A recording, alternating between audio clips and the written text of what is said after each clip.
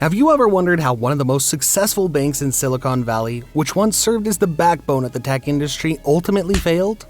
Well, in this video, we'll be diving deep into the top 10 reasons why Silicon Valley Bank failed. From over-reliance on the tech industry to poor risk management and weak corporate governance, we'll examine the factors that led to the downfall of this once thriving institution. So sit back, relax, and get ready to uncover the untold story of Silicon Valley Bank's failure. One of the primary reasons for Silicon Valley Bank's failure was its over-reliance on the tech industry. The bank made the mistake of assuming that the tech industry was invincible and that it would continue to grow forever. However, when the tech bubble burst in the early 2000s, Silicon Valley Bank was left with a portfolio full of bad loans and a massive debt load. Silicon Valley Bank had built its business model around the tech industry, which was experiencing rapid growth in the 1990s. The bank provided financing and banking services to startups and venture capitalists, which helped fuel the tech industry's growth. However, the bank failed to recognize the risks of its business model, which relied heavily on a single industry. When the tech bubble burst in 2000, many startups and tech companies went bankrupt, leaving Silicon Valley Bank with a portfolio full of bad loans. Silicon Valley Bank's risk management practices were also a contributing factor to its failure. The bank made several risky loans to high-risk startups, which eventually turned sour. The bank also failed to diversify its portfolio, which made it more vulnerable to industry-specific risk. Silicon Valley Bank was known for taking risks on high-risk startups, which were often unprofitable and had high failure rates. The bank's lending practices were aggressive, and it often provided loans without requiring collateral or other security. When the tech industry experienced a downturn, Silicon Valley Bank's portfolio suffered as it was heavily concentrated in the tech industry.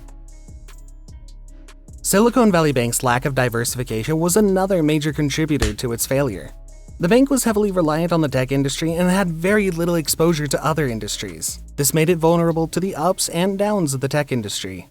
Silicon Valley Bank's business model was heavily focused on the tech industry, which made up the majority of its loan portfolio. The bank had very little exposure to other industries, which made it vulnerable to economic downturns in the tech industry. When the tech industry experienced a downturn in the early 2000s, Silicon Valley Bank suffered significant losses. Another factor that contributed to Silicon Valley Bank's downfall was poor leadership. The bank's senior executives failed to see the warning signs and were slow to react to changes in the industry. They also failed to adapt to the changing market conditions, which put the bank at a significant disadvantage. They were also overconfident in the bank's ability to weather economic downturns. This led to poor decision-making and a failure to recognize the risks associated with the bank's business model. Silicon Valley Bank's weak corporate governance also played a role in its failure. The bank's board of directors was made up of mostly insiders, which made it difficult to implement effective checks and balances. This led to a lack of accountability and transparency within the organization. The board failed to provide adequate oversight of the bank's operations, which allowed risky lending practices to continue unchecked. This lack of accountability and transparency eroded the trust of the bank's investors and customers, further contributing to its downfall. Silicon Valley Bank had high overhead costs, which put a strain on its financial resources. Silicon Valley Bank had a large workforce and expensive real estate in Silicon Valley, which contributed to its high overhead costs. These costs put a strain on the bank's financial resources, making it more vulnerable to economic downturns.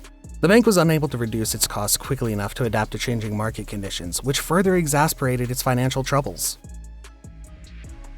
The quality of Silicon Valley Bank's assets also deteriorated over time, which further weakened its financial position. The bank had a high concentration of bad loans in its portfolio, which eroded its capital base and put it at risk of insolvency. Silicon Valley Bank's loan portfolio was heavily concentrated in the tech industry, which was experiencing a downturn in the early 2000s. Many of the loans in the bank's portfolio became non-performing, which eroded the bank's capital base and put it at risk of insolvency. The bank was unable to recover the value of its bad loans, which further weakened its financial position. Silicon Valley Bank was also inadequately capitalized, which limited its abilities to absorb losses. The bank relied heavily on its shareholders to provide capital, which was difficult to raise during the economic downturn. The bank's inability to raise capital limited its ability to take on new business and expand its operations, further contributing to its downfall. Silicon Valley Bank faced increased competition from other banks, which eroded its market share. The bank was no longer the go-to bank for startups and venture capitalists in Silicon Valley, as other banks began to offer similar services. As the tech industry continued to grow, other banks began to offer similar services to Siliconvalleybank. These banks were able to offer more competitive terms and lower rates, which eroded Siliconvalleybank's market share. As a result, Siliconvalleybank was no longer the go-to bank for startups and venture capitalists in Silicon Valley, further contributing to its downfall. Finally, Siliconvalleybank faced a series of regulatory challenges, which further weakened its financial position. Siliconvalleybank faced increased scrutiny from regulators in the wake of the 2008 financial crisis. Regulators required the bank to produce more capital and reduce its risk exposure, which further weakened its financial position. The bank was unable to meet these regulatory requirements, which made it more vulnerable to insolvency. In conclusion, the reasons for Siliconvalleybank's failure provide valuable lessons for the banking industry. By understanding the factors that led to its downfall, we can identify ways to avoid similar mistakes in the future. We hope you found this video informative and insightful. If you did, please consider liking and subscribing to our channel for more videos on business, finance, and technology. Thank you for watching.